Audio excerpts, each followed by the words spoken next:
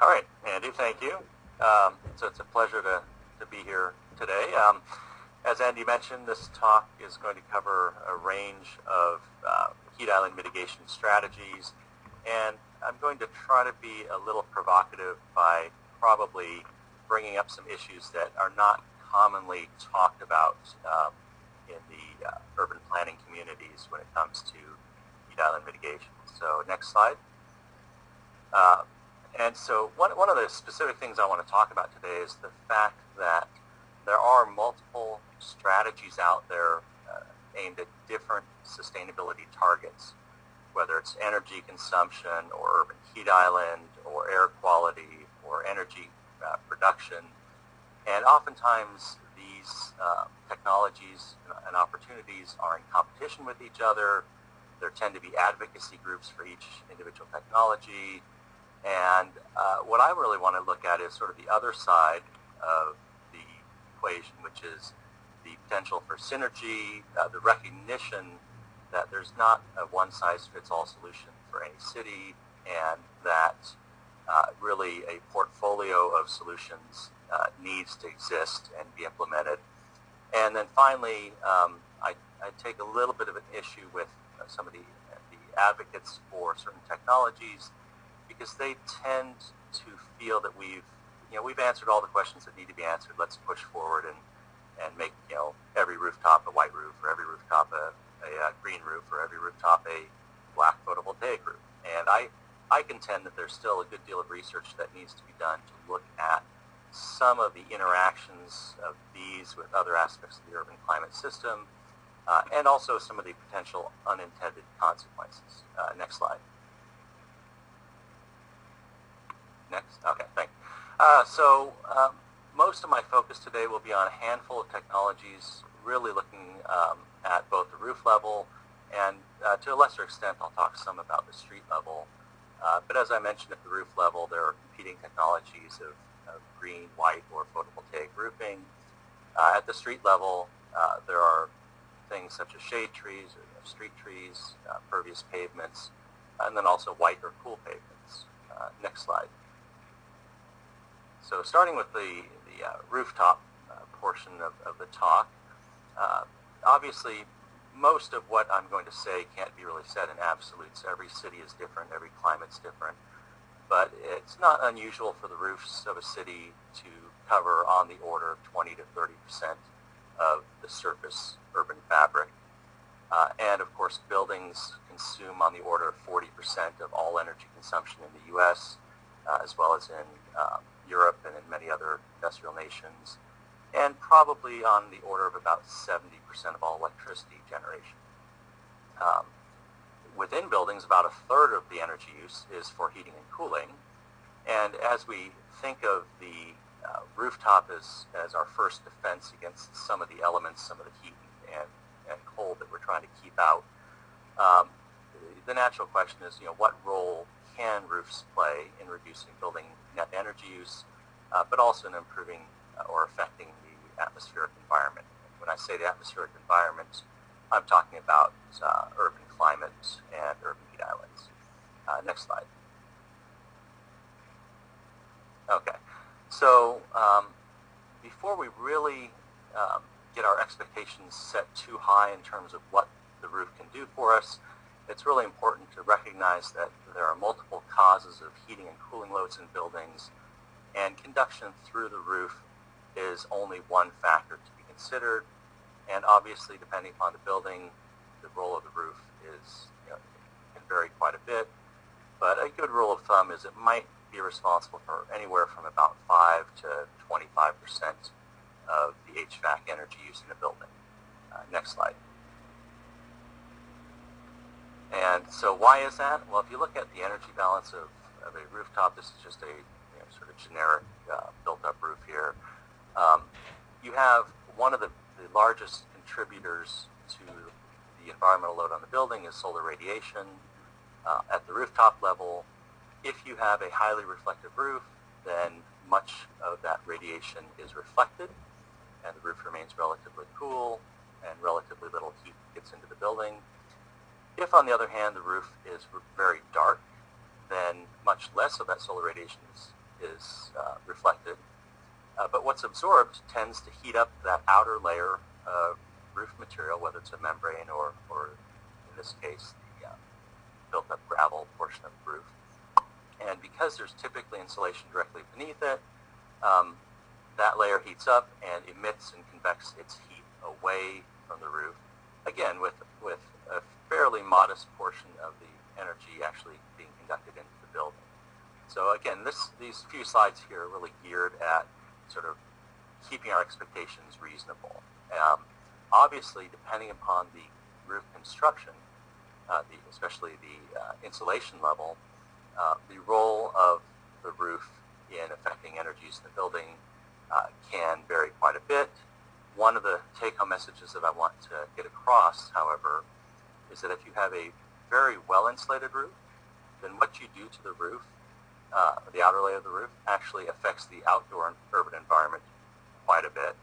If you have a very poorly insulated roof, then it has much more of an impact on what's happening in the building and the HVAC energy use. Next slide.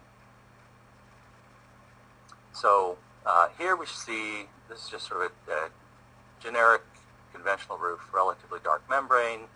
On a typical summer day, it'll heat up quite a bit during the daytime, maybe reaching temperatures of 120 to 150 Fahrenheit, obviously, again, depending upon the city and the day. Click, please. At night, however, because the membrane is typically above an insulated layer, it has relatively little thermal mass, and it will cool off rapidly at night. Next slide. If you look at the same roof, but you cover it with a white membrane, of course, during the daytime, it stays much cooler. Click. And at night, it still continues to cool off. It's starting at a much lower temperature, but it still radiates quite well to the night sky. Next slide. So how does this contrast with a green roof? Well, a green roof has multiple cooling mechanisms, everything from the shading of the vegetation to the evaporation from the soil surface and transpiration from the plants. And so during the daytime, the surface of the green roof tends to be relatively cool, very much like a white roof. Click. However, at night, because the growing media has a relatively large thermal mass above the insulation, you've stored a lot of heat in that roof, and it will remain warmer at night than either a white roof or a black membrane roof. So this has implications for heat transfer into the building, but also for nocturnal heat island development, and in particular issues of heat waves as they affect heat-related mortality and the desire to keep the nocturnal temperatures as cool as possible. Next slide. So there have been,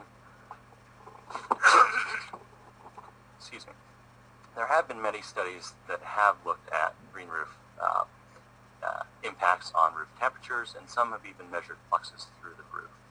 Next slide. This is just one example of many. In fact, we've done a lot of monitoring ourselves on similar roofs.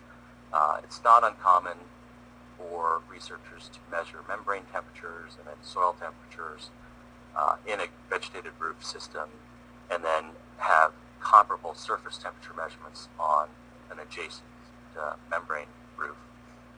And if you look at the temperature plot here, what's very typical is the humps in the middle of the day that are the highest are the conventional roof. A conventional roof membrane will heat up during the day. It heats up more if it's darker, of course. The lines that are sort of the green and orange are the green roof comparison roofs.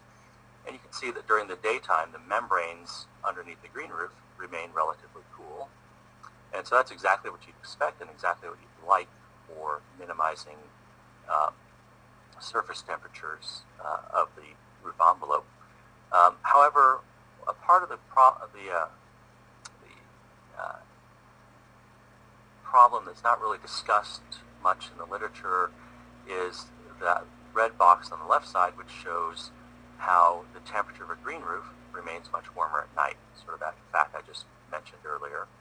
And that also, if you look down at the heat flux part of the plot, the plot below that, you also can see that while a conventional roof, black or white membrane, will cool off substantially at night, the green roof is storing heat, and so much of that heat actually is being conducted into the building at night. So it starts the building off at a little bit warmer temperature in the morning than if it had just a bare membrane. So these all have implications for energy use in the building. Next slide. So it's not uncommon to see claims that green roofs can reduce rooftop heat transfer by 10 to 40%, and that's true. But we're not so much interested in the reduction in heat transfer or heat conduction through the roof. We're interested in how does that affect the whole building energy use. And as I mentioned before, there are many other factors that affect energy use in buildings, and simply measuring surface temperatures or heat fluxes through that membrane, which vary over the course of the day and seasonally, that's not enough information. Next slide. And so one of the things that we have done here at Portland State was we took the cutting-edge building energy simulation tool available from the U.S. Department of Energy. It's a tool called Energy Plus, and we added the capability to model a vegetated roof on top of it. And I'm not going to get into the details here, but if anyone who's listening is interested in the science that went into that modeling effort, the citation is at the bottom here. It's energy in buildings. Next slide. So that model is part of the Department of Energy's Energy Plus modeling tool for about 4 years now, and it's undergone a few improvements in that time. But that is a tool that's not commonly accessible by planners and architects. It really requires building energy simulation expertise to use Energy Plus. So one thing that we did recently was we took that foundation of Energy Plus and we put it into a web interface tool that's nowhere near as powerful in that you don't have much control over what parameters you vary, but it's a tool that your typical person off the street can understand and use. So that we call the Green Roof Energy Calculator, and it's available at that URL that's shown up at the top of the page. A screenshot of it is shown on the right-hand side, and you can see that what you can do is you can pick the state and the city that your building's in. You can give it the area of your roof. You can tell it the type of building you have. Currently, we have both new and old construction, multifamily residential and commercial building options. And then you can give it some basic description of the green roof. And when you click on the Calculate button, it will actually provide for you an assessment of the energy impacts, but also an assessment of the sensible heat impacts in terms of heat island effects of the roof choice, and the water budget of the roof. So you can irrigate the roof, and you can see, well, how much water do I use, and how much runoff do I avoid, and so forth. So that's a fairly handy tool that's now available, and what you'll find if you use it is that if you model a new construction building, the implications of putting a green roof on are relatively modest. And I should mention that this tool allows you to compare the green roof not just to the worst case, say, black roof, but to a black roof or a white roof. So it gives you a reasonable set of baselines to compare against. Next slide. So without getting into a lot of the results from specific modeling efforts that we've done, I'll give you a little bit of a highlight. A green roof acts as an added insulation in winter, even though it's not the greatest insulator. Still having 4 or 6 inches of soil, lightweight soil, does provide some added insulation. So a green roof, in contrast to a white roof, has potential to save energy both in summer and in winter. A typical white roof will save energy for cooling in summer, but it'll actually have a small winter penalty. And depending upon who you talk to, the size of that winter penalty is inconsequential in most climates. What we found in the Northwest, and this is borne out by practitioners, former students of mine who are working in the building industry now, they don't even really bother simulating white roofs in the Northwest, as the winter penalties are so close in magnitude to the summer benefits that it's a very low priority issue for them to consider when they're trying to save energy in a building design. So nevertheless, though, green roof will have impacts both in summer and in winter. Of course, those effects will be modest if you have a well-insulated building, so that gives rise to some interest in potential retrofit applications where the underlying roof might only have an R value of 12 or 15.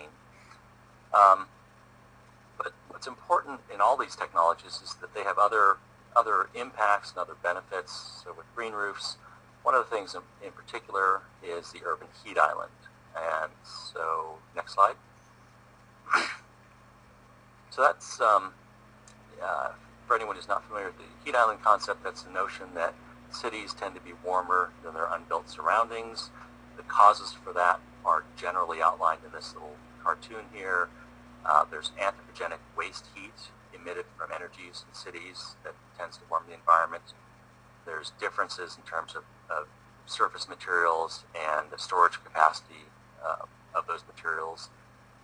There's different radiative exchange, both in terms of the canyon geometries that tend to trap radiation, but also the fact that the surfaces tend to be less reflective in cities.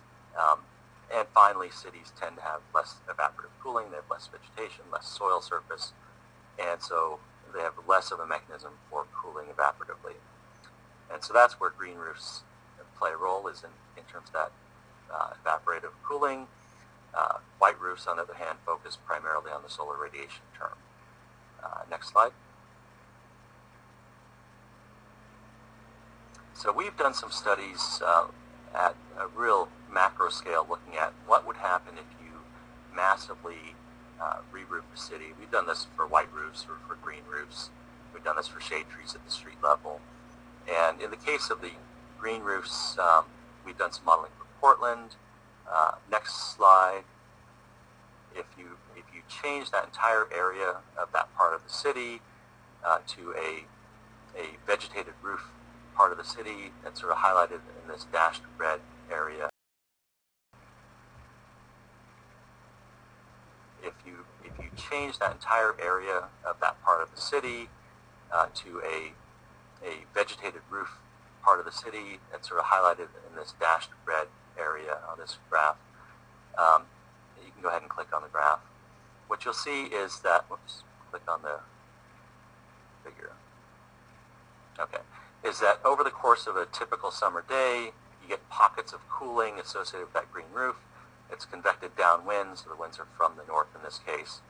And in the various scenarios that we've looked at, we typically can see a near-surface air temperature cooling on a summer day by no more than about 1 degree Celsius. Next slide. There are other groups that have done similar studies with actually very different techniques and come up with the same ballpark of results. So some researchers at Columbia University in New York found surface temperature reductions on the order of 1 degree Celsius. Brad Bass and colleagues at University of Toronto and Environment Canada have done some studies looking at Toronto, and they found their study was a little bit muddied by the fact that it looked at green roofs in combination with urban vegetation, so street level trees, and they found a 1 to 2 degrees C potential to cool the summer heat island. That's very typical of what you'll hear in the literature of the potential to mitigate heat island from any sort of mitigation strategy. Next slide. So one thing that green roofs and white roofs compete with, of course, is black roofs, photovoltaics.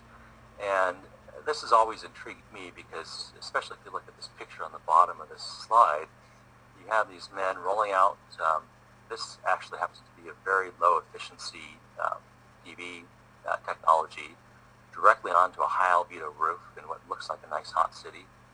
And so what they're doing is they're replacing a highly reflective surface with a highly absorptive surface with relatively low conversion efficiency for electricity.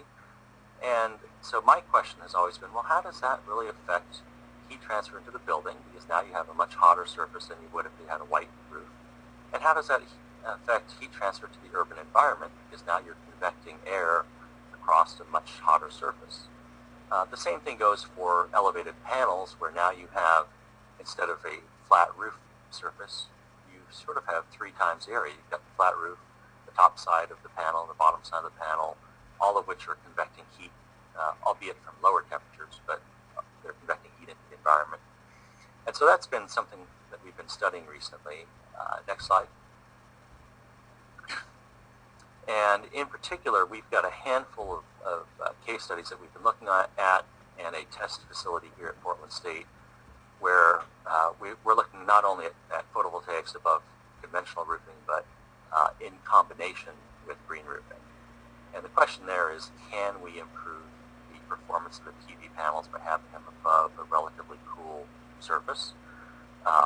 And simultaneously, can the panels provide some beneficial shading to the plants to improve plant health, biodiversity, and reduction in water use? And so that's a project that's ongoing right now from the National Science Foundation. Next slide. This is just a picture close-up of what some of the panels look like that we've tested. Next slide. One of the things that came out of that study was a quantitative assessment of how these different roof choices affect the urban heat island. If you have a traditional roof underneath an array of PV panels, and keep in mind that the panels don't shade the entirety of the roof all of the time. There's both diffuse radiation that hits the roof as well as direct beam radiation that hits uncovered portions of the roof. So if you put photovoltaic panels above a black roof, you can have up to 200 watts per square meter of sensible heat convected into the environment during the peak of the day. If you replace that black roof underneath the photovoltaics with white or green, you can substantially reduce how much sensible heat goes into the environment. Of course, at nighttime, the green roof stays warmer and is still convecting heat into the environment, whereas both membranes are actually subcooling because they're totally exposed to the night sky. And so both the white and black traditional membranes are actually cooling the urban environment at night, which is an interesting aspect. Next slide. So I want to transition now. I've spent the vast majority of the talk on roof level. I'm just going to mention a few things that I think are important about the street level. Again, just like with the roof level, streets and paved surfaces in general take up a large portion of the surface, and there are different competing strategies. Do you want to add more water to the surface of the urban environment by using pervious pavement? Do you want to take advantage of shading and evapotranspiration from street-level trees? Or do you want to create high albedo, highly reflective surfaces? Each of these have their benefits, and depending upon which group you talk to, they would favor one over the other. Okay, next slide. And just a few of the comments I want to make about the challenges of street-level heat island mitigation is, high albedo pavements are often shaded by vehicles, trees, and buildings. So, if you were able to increase the albedo of a paved surface by 20%, by 0.3, it's going to have a net effect much less than what you would think it would, because in fact the sun rises and sets, it traverses the sky, cars are driving over the pavement, trees and buildings are shading the pavement over the course of the day.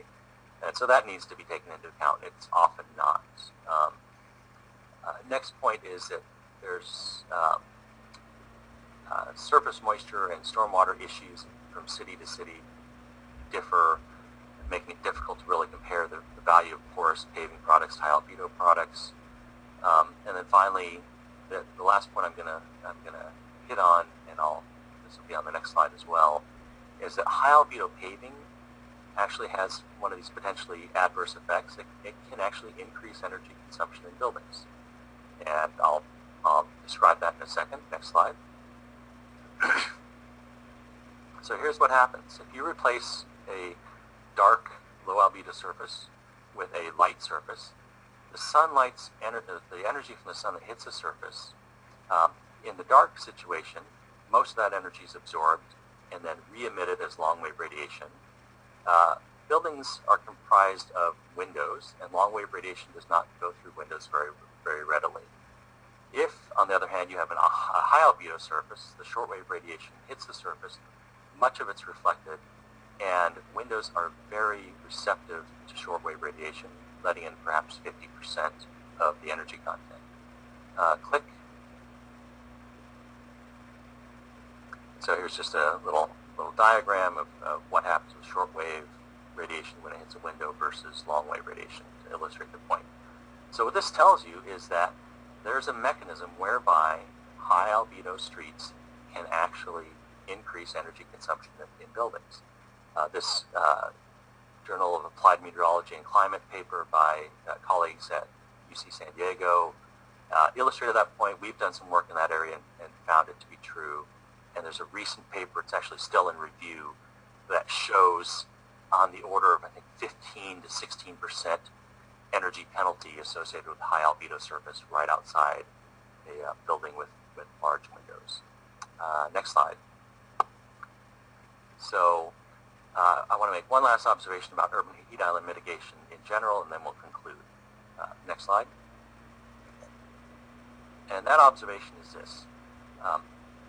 The urban heat island heats the surface, and if you mitigate the urban heat island, you're essentially cooling the surface. As you cool the surface, you reduce the mixing depth of the atmosphere above the city. When you reduce the mixing depth, anything that's emitted from the surface mixes into a smaller volume of air. That's a mechanism whereby you can therefore increase local levels of humidity, local levels of pollutants associated with the fact that you're cooling the surface. So again, another unintended consequence. Next slide. We looked at that issue unintentionally when we were doing some heat health modeling work for Philadelphia.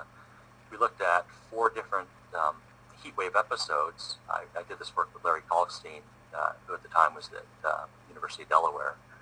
And we found in our modeling that if you increase the albedo or the vegetative cover of the city, you could reduce the air temperatures. That's that left-hand graph.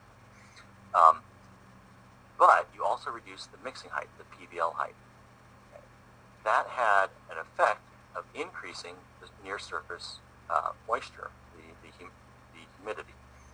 And it's humidity in combination with temperature that are important for heat-related mortality. The upshot of that study was that we found that if you mitigate the heat island, even with albedo, you had the risk of actually creating higher levels of mortality.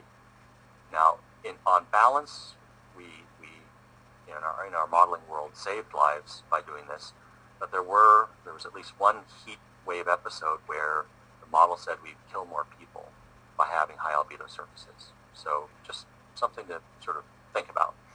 Next slide. So this is the last slide, or second to last slide really, some final thoughts. So it's just a summary of what I had talked about. I don't need to reiterate these by reading them out, look at them after the fact. So I'll just conclude with the next slide, which is just it's time for questions slide. So I do want to recognize that I don't do this work in isolation. I've got a number of colleagues, and then of course my students that are featured in that picture, funding from a number of agencies that have helped support this work over the years, including EPA, even though they're not up here because they haven't funded me in a little while, but NSF and USGBC and Oregon Best and others. So that with that, I'll conclude and take any questions.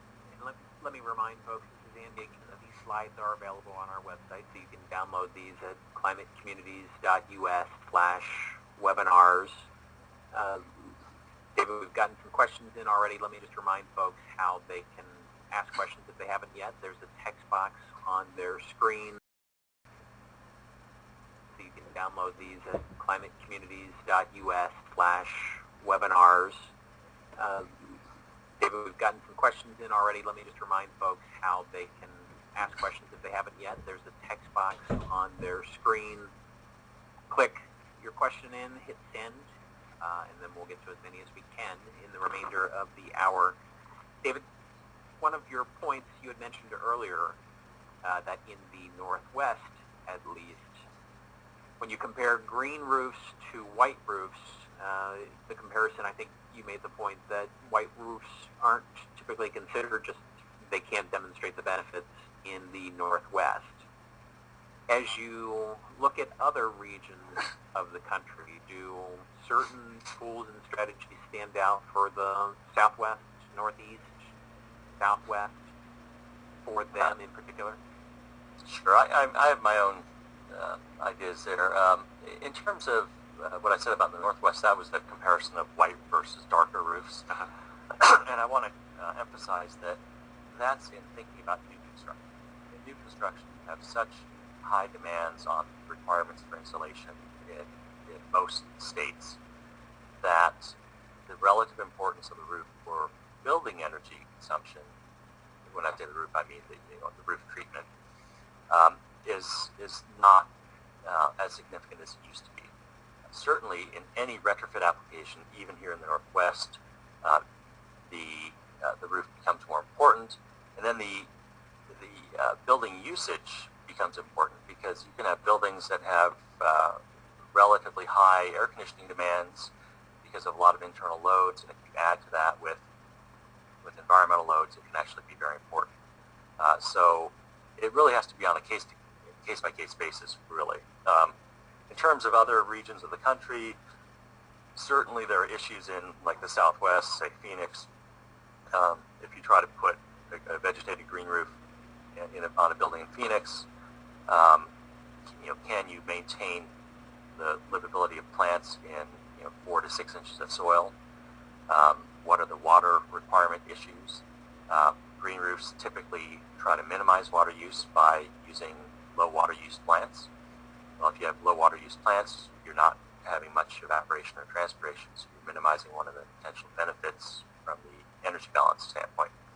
So in places like Phoenix, putting a white roof on compared with a dark roof makes a big difference, even with modern construction. So that would be just one comment I would make. David, a question here regarding non-roof temperature reduction methods. Has there been any work done to quantify the effect of green strips in an urban environment? And the example is patches of grass or trees between buildings and roads. Sure. Yeah, there have been there are folks that do this kind of work at multiple scales, and the 3 different examples I showed for sort of how much you can mitigate your heat island with green roofs, that same sort of thing's been done at the same scale with albedo and street trees and parks and whatnot. The problem there is that those modeling efforts don't resolve individual buildings, and so it makes it impossible to really have a lot of confidence that you can model what's happening in, say, a small strip of land, a park, or whatnot. So you really need to go down to finer scales, urban canopy level models, and there has been some work done there. And one of the big questions is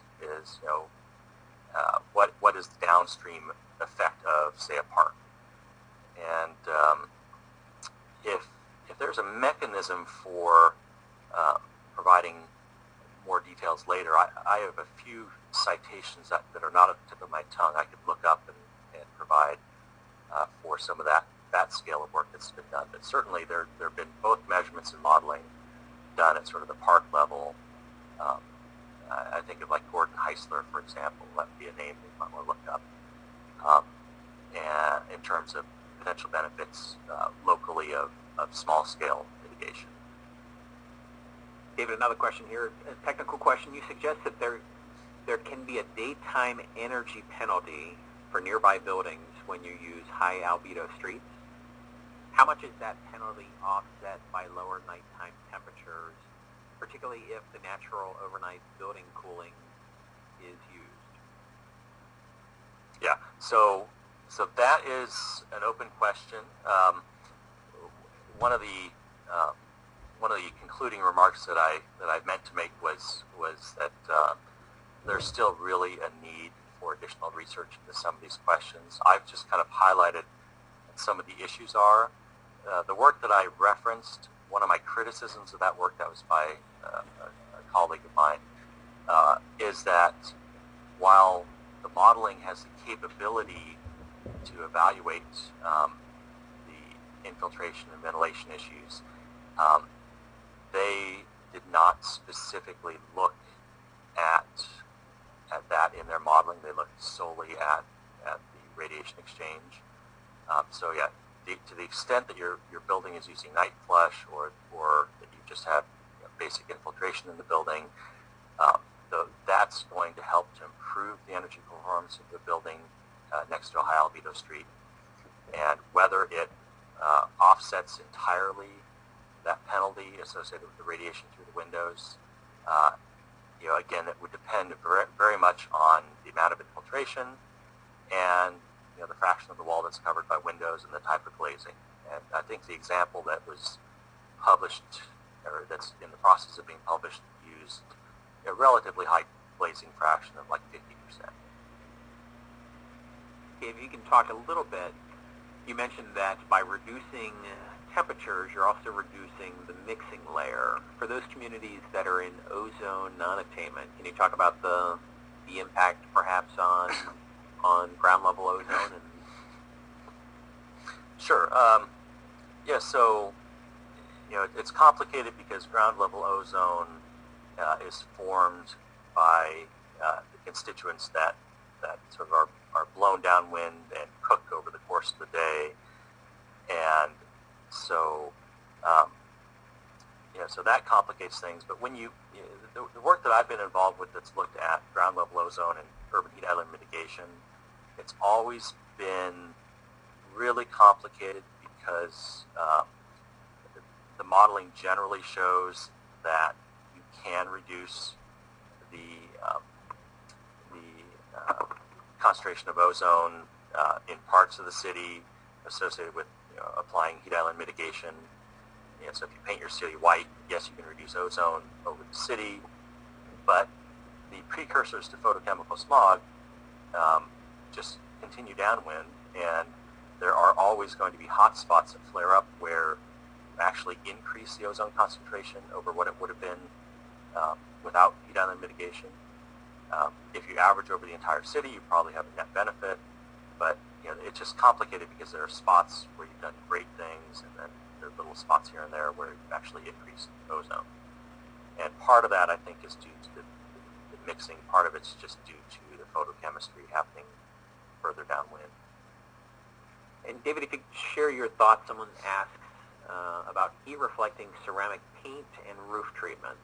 Any thoughts on those strategies? If by heat reflecting they mean that it's got high thermal reflectivity, so that would be low absorptivity or low emissivity coatings. That can be a problem because, well, if that's what the question is, there's always the issue of, if you have a surface that is highly reflective in the thermal spectrum, 8 to 12 microns, then it's also got a low emissivity. So as it heats up, it stays warm. It doesn't emit its heat out to the environment. So depending upon what other surfaces it's seeing, it could have mixed effects. But I don't think I fully understand the question, so I don't want to go too far into it. Can you talk a little bit, have you done any research on the return on investment in these different strategies? White roofs, green roofs? So not being an economist, I haven't done any sophisticated analysis. But the payback, of course, depends on the cost of the technology and how you're valuing the benefits. In a white roof situation, it's pretty clear that you can put a white TPO membrane on a roof just as easily as a black one. It'll probably last a bit longer than the black one because it'll have less thermal cycling. And so over the life of the roof, it'll pay for itself just in that extended longevity. So the extent to which it adds a little benefit or potentially a large benefit, depending on the climate and the building insulation. On the energy side, that's just an added bonus. So, from an economic side, the white roofing membrane as a choice over a black one in many climates, makes sense immediately economically. The green roof has a much less of a energy payoff, because it's got some of those issues with the nocturnal storage, but it has other benefits that are maybe hard to quantify. What is it doing for you in terms of stormwater mitigation? What is it? In many cities, you've got combined stormwater sewage systems, so it's really advantageous to have a lot of green roofs. What is it doing for you in terms of habitat or aesthetics? Things that are often difficult to quantify. So there have been a few sort of life cycle assessment studies that have been published. I would say Corey Clark published one, and there are a number of others. But if you want more complete information about like life cycle assessment of like green roofs, you probably go to the literature for that. I know it's out there though. And a question here, David, you know this, that the audience we've got here are mostly local government folks. Some examples of model cities who are really weighing all of these considerations and blazing the right trail. I know Chicago is often mentioned as a very green roof friendly city. As you look around the country, are there other communities that have figured this out? I don't think any city has fully figured it out, because I don't think the research community has fully figured it out. There are still these unintended consequences and feedbacks that are really interesting and potentially important in terms of the application. A number of cities like Chicago and Portland, for example, we've got a rebate, or not a rebate, it's actually a grant program of $5 per square foot for putting a green roof on. A lot of that's driven by the interest in stormwater mitigation. So Portland, Chicago, Toronto, of course, with their green roof mandate. And I don't know if I would necessarily hold that up as, well, certainly it's not a U.S. city, but I'm not sure I would hold that up as an example of a tremendous success story, because I think when you start mandating one technology or the other, you presume that you know all of the unintended consequences, and you've somehow weighed them.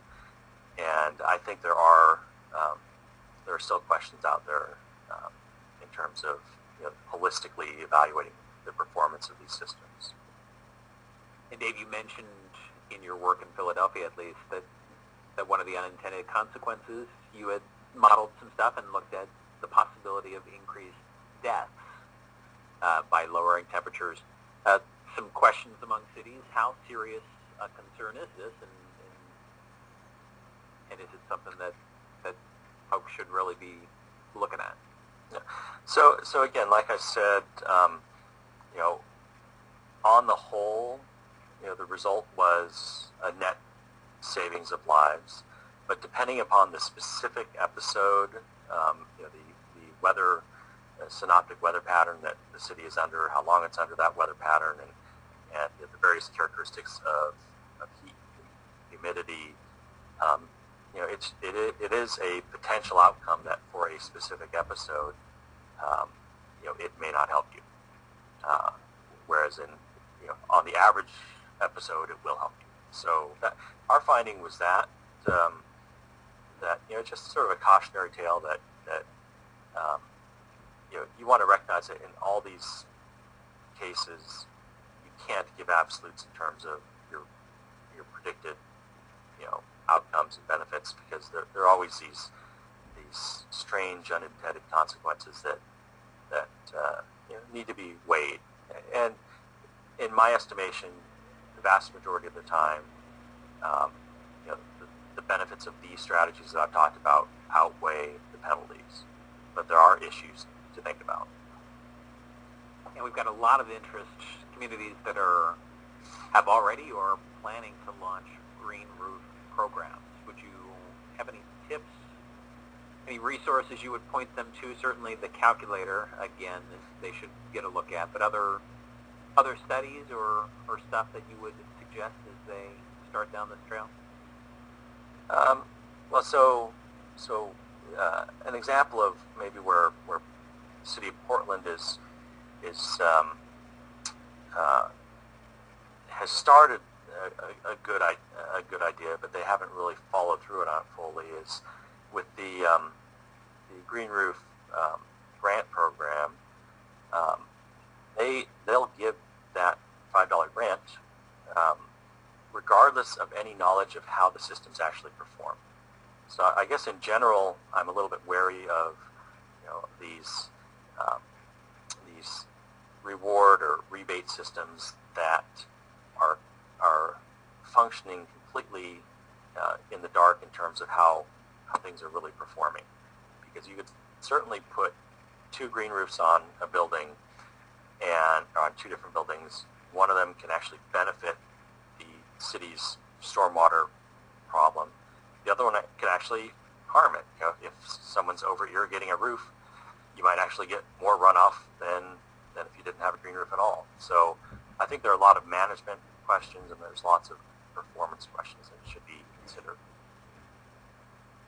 And we're at the top of the hour, David. I wanted to thank you. It's fascinating research, and I know that folks are glad that you're looking at all the consequences of and how these things tie to so many different impacts. So much appreciated for jumping on today. Again, these slides, a couple of more questions where they can find the slides. They're available at www.climatecommunities.us/webinars, webinars.html. So you can find the slides there. Next week, we're going to